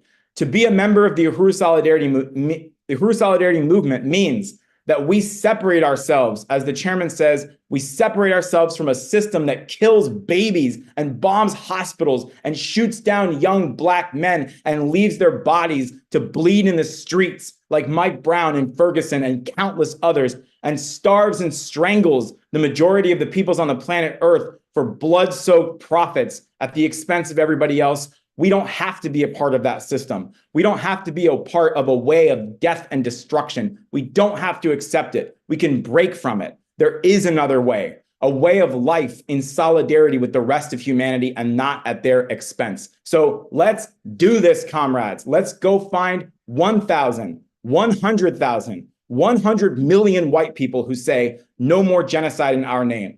Drop the charges against the Uhuru 3. Free Palestine, victory to African and indigenous people. Join the Uhuru Solidarity Movement. So though I cannot see you, unfortunately, raise your hand if you are not a member of the Uhuru Solidarity Movement and you would like to become a member today and join our amazing Bay Area USM branch building there in Oakland and the San Francisco Bay Area. Raise your hand, keep your hand raised if you would like to become a member of the Uhuru Solidarity.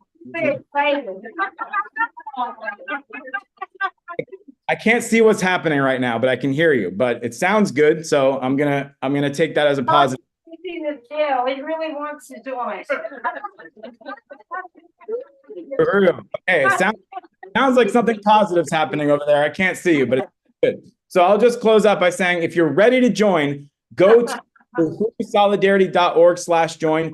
Become a member, become a sustainer, and finally, the first action you can take as a member is join the Bay Area contingent to the Uhuru Solidarity Movement National Convention on March 9th and 10th in St. Louis, Missouri at the beautiful Aquaba Hall Uhuru House. Chairman Omali Yeshitela will be our keynote speaker. Chair Mwezi Odom, Chairwoman Penny Hess will be speaking. Jennifer Jones and Ward Churchill from the Leonard Peltier Ad Hoc Defense Committee will be speaking. Palestinian freedom fighters will be speaking. You don't want to miss this convention, comrades. This is the one to be at. St. Louis, March 9th and 10th. No more genocide in our name. Register at nomoregenocide.eventbrite.com. Not one more year. Free Leonard Peltier. Hands off Chairman Omali Yeshitela. Drop the charges on the Uhuru 3. Join the Uhuru Solidarity Movement. Uhuru.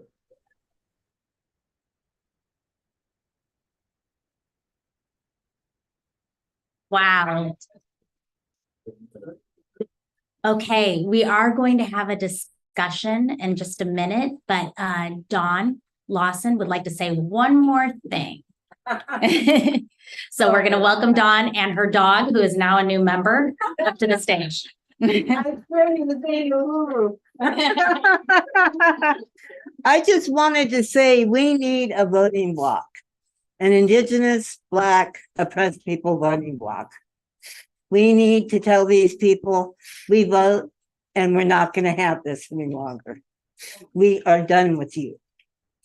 We are done with you putting profits ahead of people's lives, genocide, colonialism, ecocide. Corporate policy, corporations have policy in this country, period. Our government runs on money. We need to vote them out, all of them. We need to come together and let them know we vote and we're done. That's all I wanted to say. Thank you.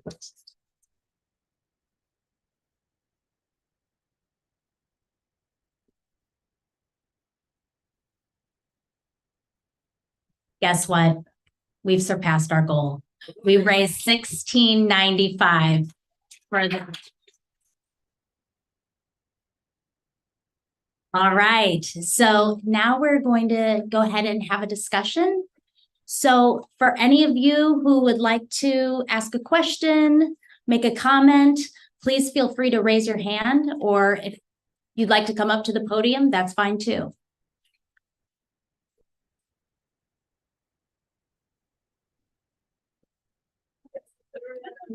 Calm down, everybody.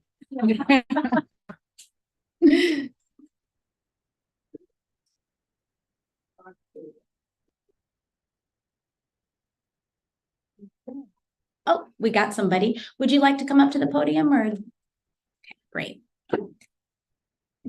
And your name? Mr. Massey. Mr. Massey is. It means people of the land in Scottish Irish. Oh, okay. I'll let you. That good? I know that in order to truly succeed, a mass movement that requires a technical assessment of the governmental taxation system and organize a million person plus boycotting of the taxes that we pay to support the military industrial complex.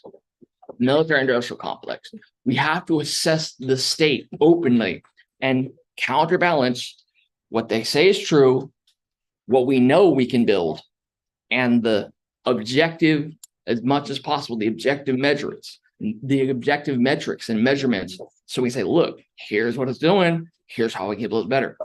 According to the Marxist philosophy, there's 3 levels of reality: the material, the real, and the ideal. And we need to go to each of them. So between the material, ideal, and the real, there are 9 levels for every social situation that needs to be addressed if you want to have scientific political economy, not pseudoscientific political economy. And it requires work, and you have to build it and you have to test it and then take action to move to the next level. Thank you much. Start with the paradigms.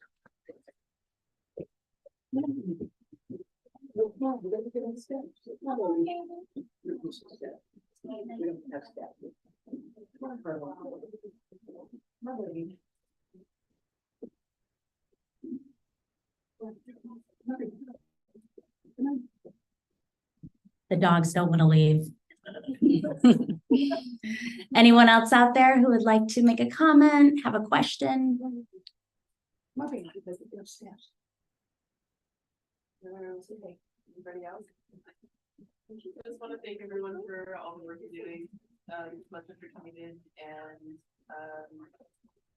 I guess something that's been sitting in and clicking in my heart a lot more lately is in what ways I can practice slowly but surely kind of like decolonizing the way that I move in every aspect of it. and I understand that this wasn't built overnight and it won't be deconstructed overnight as well. And so something that I really think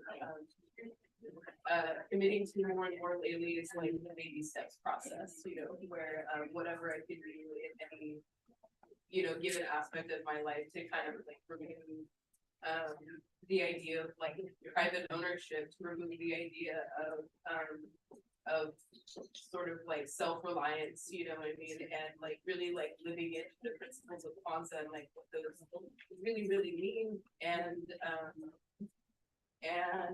yeah, I don't know, I'm just like, I've been very inspired by I'm relatively new to Oakland. I just moved here at the end of October, and I've been so inspired and moved by so many of the revolutionary like people that are here, and by the history of this place, this land, both like thinking like indigenously, but also thinking like culturally, thinking revolutionarily. This space has a very tangible energy. It's very buzzing, it buzzes, and I'm just really honored to share space with so many of you and for you, and to become comrades and become I think of it as like relearning, how we used to exist before these systems came to be, right? Like that's what we need to do in order to prepare ourselves to topple the system, because I think, people's idea of like this like post-capitalistic world is like becomes this like crazy post-apocalyptic like dystopia where we're all like with these crazy war zones and all this stuff, and it really like it does not have to be that way. But we do have to practice what we're going to replace the system with, which is essentially just what we've been doing for much more of our human existence, as we've been on this planet, which is in community, which is taking care of each other, which is learning how to take care of ourselves and each other, and what skills those require and things like that. So yeah, I don't know, just like it's just these kinds of like swirling thoughts that have been really present with me lately, and I felt called to share them with you all. But I just wanted to thank everybody in this room for being here and for what you're doing, and thank you for inspiring me today. Yeah, thank you. My name's Rachel, by the way. Sorry.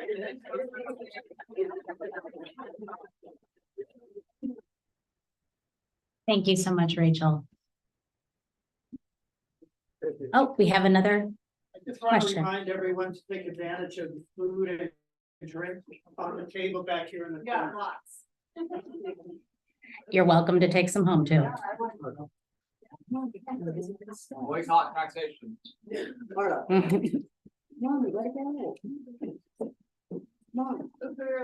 just want to thank, Chairman Mwezi, that was such a very inspiring presentation. I just want to say that it was really brilliant. Also, Comrade Jesse and this, Dawn. This has been a powerful event, and I live in St. Louis as part of the African People's Solidarity Committee under the leadership of Chairman Omali Yeshitela and Deputy Chair. I lived here for years, so I recognize old friends and Comrade Redbeard, Ron, Poteet, Joel, so many wonderful people. And I believe this is Comrade Janet, who I've only known from Hands Off Uhuru, but I've never really met you. So I'm so excited to meet you, Janet, and for you to be here today. And I see Anne Lipton and just really a lot of old friends. So it's very, very powerful. And I do want to unite that we have to become members. I want to make a call again. Anybody who is not a member of the USM, Uhuru Solidarity Movement, become a member. I think you can become a member for $25 for the average, the basic membership. And for a student, I believe it's $10 a year. And that you can also become a sustainer, and you can pay more as well, as many, many people do. So that's something that comes in every year, and we really appreciate that. But yes, Poteet. Your attorneys say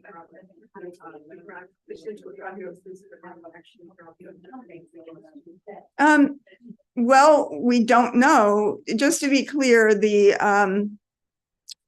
the motion to dismiss was filed When was it filed? I totally forgot now, but it was filed not long ago. July. Oh, the question was, what do our attorneys say about them dropping charges? The motion to dismiss, which was a brilliant document, and you can read everything, the indictment, the motion to dismiss, and any of the other court documents on handsoffuhuru.org. It's all there. The motion to dismiss was written by attorney Leonard Goodman, with the support of the whole legal team. It was very brilliant. It just, really raised the question of the right to free speech, et cetera. And it was denied. The motion was denied, even though it's unbelievable that it would be. And, what we have to do is just fight. I mean, the state intends to put Chairman Omali Yeshitela in prison and the Uhuru 3. They intend to do that.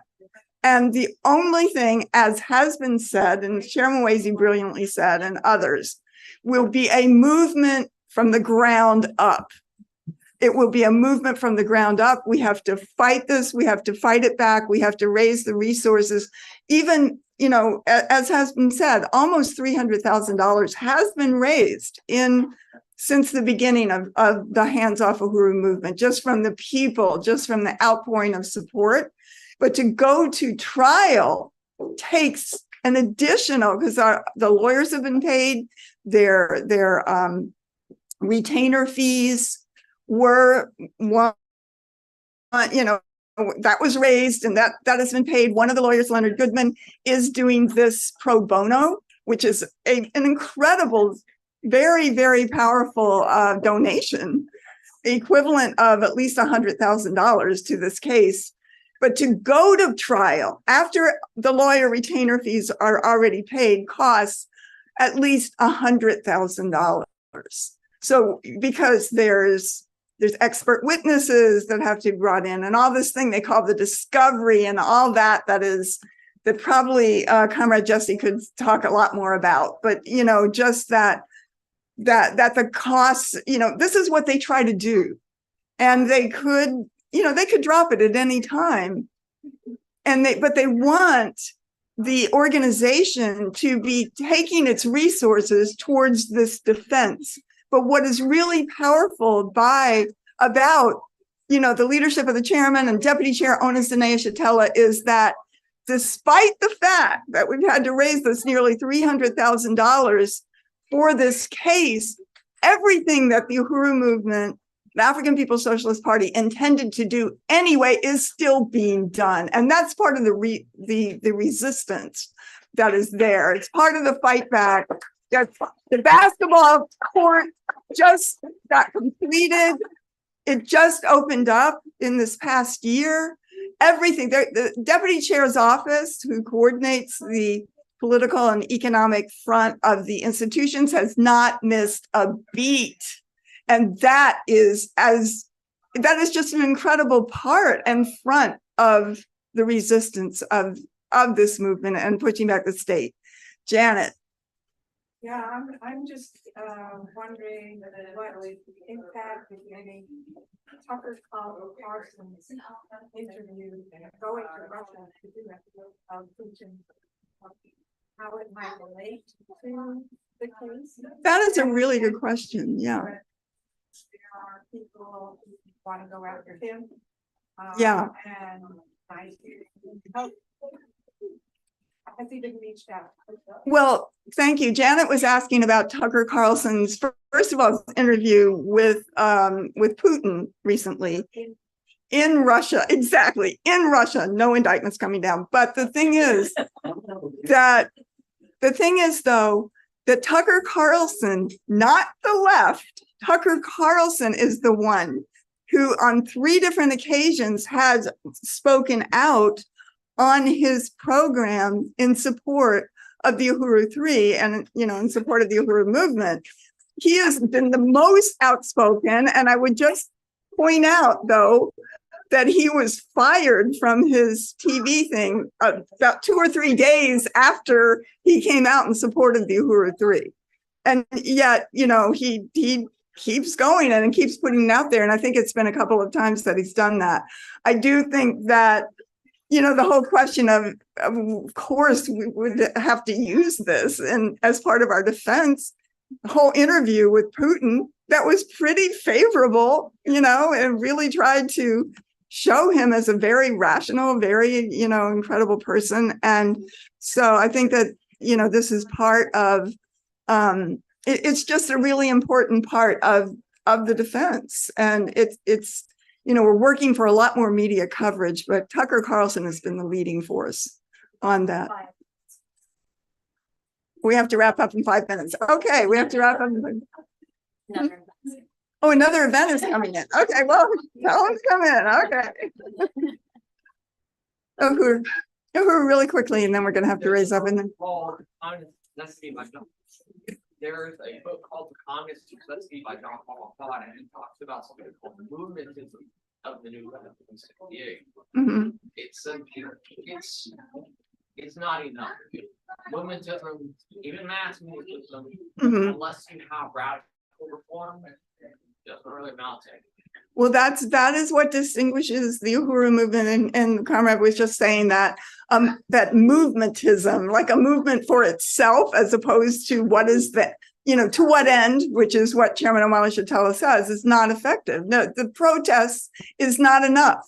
You know, that this is, and this, I think the Uhuru movement totally illustrates that and makes it very clear, because it is a movement for political and economic power of the African working class, and actually putting that on the ground and making it real. So I know Redbeard, and I heard we have to get out of here. I just want to acknowledge this space. This is the Tamarack Collective. We're in downtown Uhuru. Thank you. Thank you. And it's so good to see you, Comrade. Just have really been there the whole time. And I wish, you know, we can maybe even go downstairs and talk a little bit more. I really appreciate everybody who's here today. Thank you so much for coming out. We will win. We are winning. Vincent Amos, hands off Uhuru, hands off Africa. Uhuru.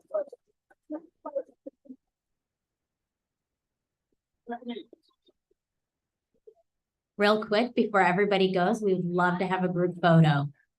So do we want everyone to line up here?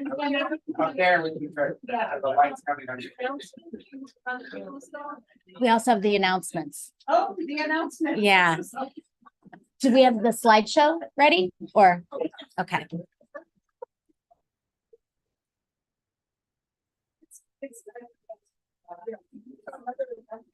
Stephanie, just let me know when.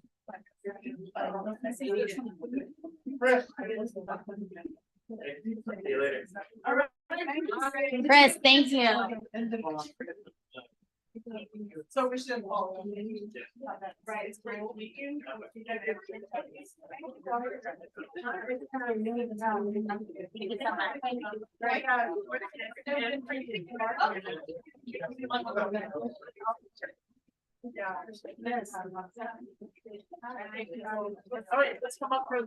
Well, I don't know about the announcements. I don't know.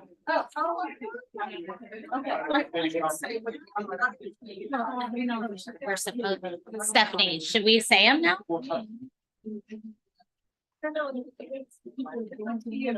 Yeah. That's it. Right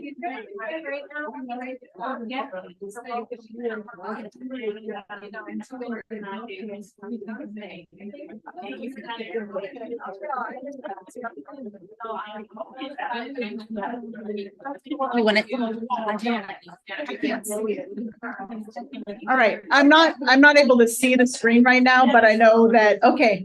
So I just want to announce some upcoming actions that people can just listen for a second. Of course, we want people to do the call-in for Leonard Peltier.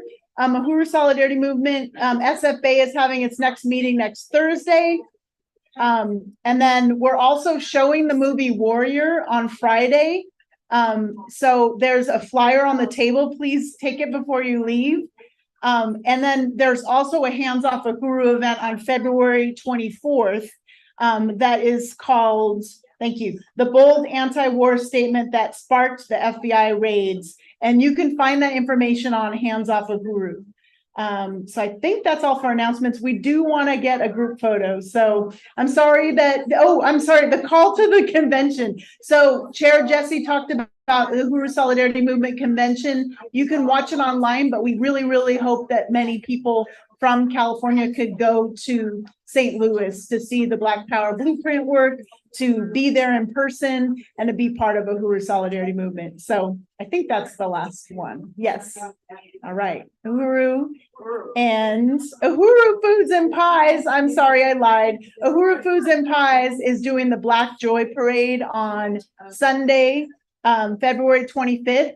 And so we're inviting people to sign up to help in that food booth. So that's going to be Sunday in downtown Oakland. All right. I think that's all. All right. Can I just say unity through, and then you say reparations. Unity through reparations. All right. Signing off. Okay. Come on out. So